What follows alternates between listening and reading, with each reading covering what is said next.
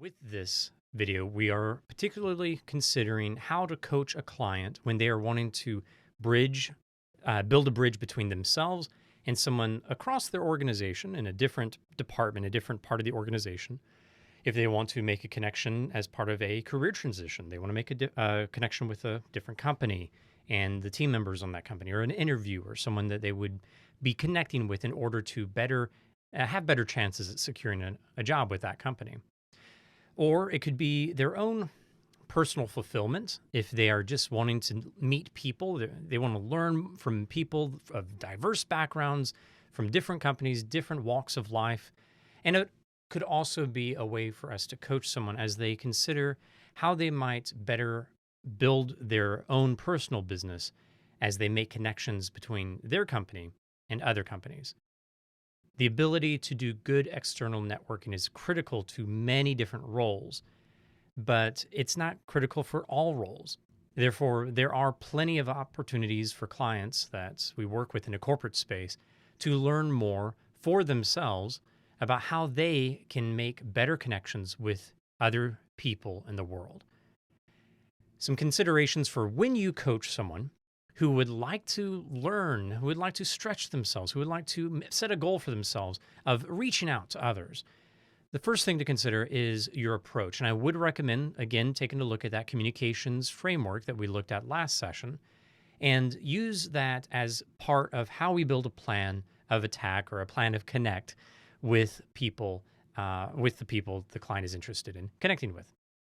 But as part of external bridge building, it's also important for the coach to work with that client to understand their goal, their career goal. And that's going beyond the goal of the conversation. It's really, as we take a step back, what do I want out of life? So purpose, values, career direction, vision, all of these things that we've talked about in the first half of the training program can come into play here as we begin to think about what this client would like to do to better reach out to people.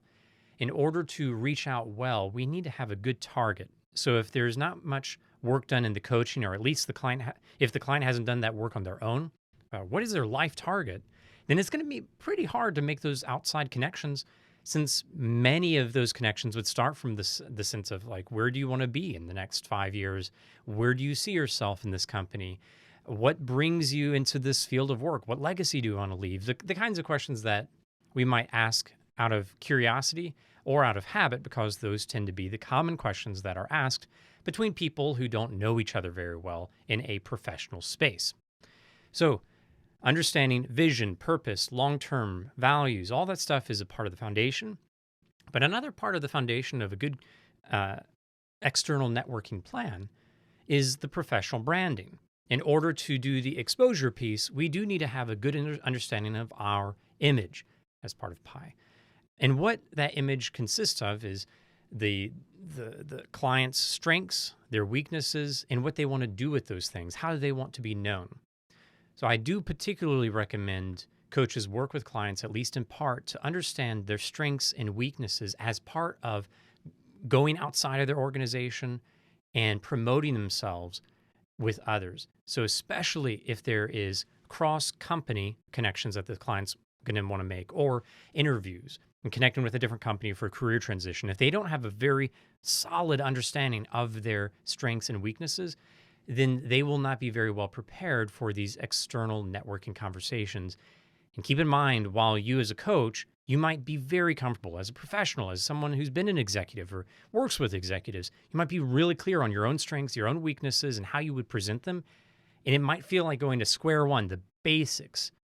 Before a client, that's oftentimes where they need to start if this is the first time they've made a concerted effort to reach out and make an external connection. And it's kind of sad. This is one of the reasons I got into the coaching field in the first place. And many people aren't trained to do this as part of their natural way of life. But everything does depend on human connection. Therefore, our clients need to be ready to understand themselves so that they can present themselves to another human and make that connection. So next, some extra considerations. First, how to do that external networking in a digital age. One thing to consider is to do research without being creepy. to do some research of uh, the connecting person, the interviewer, the person on the other side of the company, whoever it is, researching them a bit online without knowing their personal address so we can send them flowers. That's how I tend to put it with my client. It is professional to get a glimpse of their online digital footprint, where they are in the world, if they have any blogs, what their LinkedIn looks like, maybe making a connection with them tentatively through LinkedIn, not selling anything, not pressing, just a nice quick LinkedIn connection, and seeing if there's any other wide open, easy to find information about them. What are their biggest interests? Have they written articles for any publications and that kind of thing? The idea is if you search their name and maybe their role, what is their first top of the half of the Google page on them? Not what's 10, 20 pages down and finding all that personal information about them, which unfortunately is accessible online with many individuals. But what are they most known for, which will tend to show up in a Google search engine search? And if we don't want to just focus on the individual, we're also wanting to find people in a space, in a field, in an organization. We're not exactly sure who to connect with in a company, but we do know we want to make a connection with that company. You can do that research a little bit more in depth on that company itself, looking for particular players in the company, particularly well-known people in a sphere. For instance, if a client's wanting to grow in terms of being just a good corporate leader, doesn't matter what company the other leaders are involved with, but they want to learn from other leaders. Well, we can do simple search engine searches for leaders in the kinds of spaces our clients would like to research. And that allows us to find individuals who are well known and match what the client wants to learn, and then dig a little bit into those individuals and their online footprint. I would recommend that you become very well acquainted with how that process works. I think it's valuable for the coach to briefly describe and maybe even demonstrate what you can do to learn a bit about someone online, and to maybe even talk about your recommendations of how you would do the outreach. This would be very quick advising, very quick consulting, so to speak, and mentoring.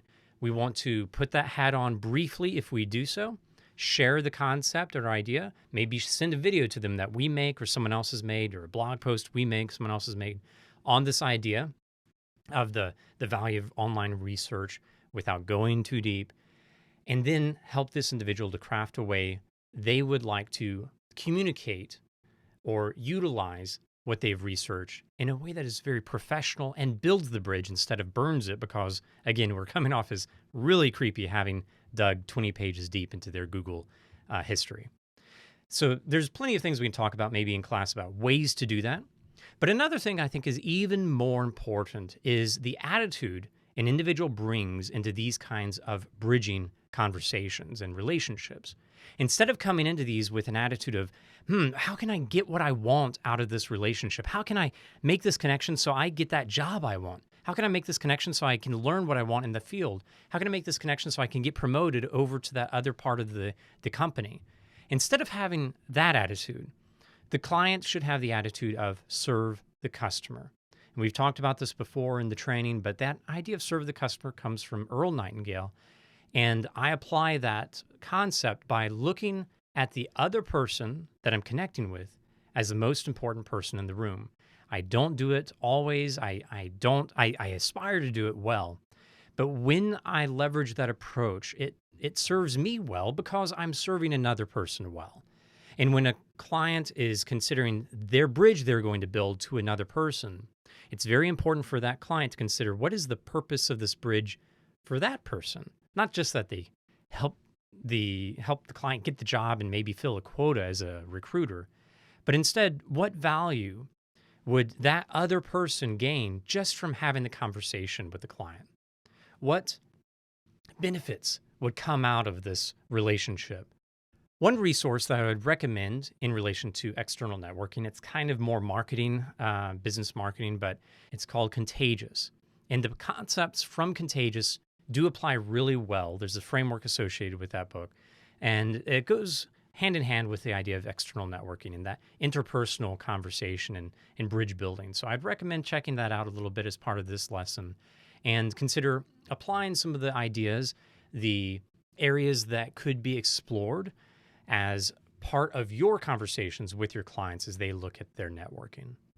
When we work with our clients to build the muscles of external networking, we get to help them build a muscle that they might not have ever thought they had or could have. And it gives them a sense of being able to bridge themselves into a new future that they might have thought impossible in the past. So take this work seriously. It might feel like small steps for coaches who are very familiar with it, but for a client, it can have a really big impact on their lives. So thank you for growing in this area yourself as coaches so you can continue to work with your clients as they grow in the world, connecting with other humans.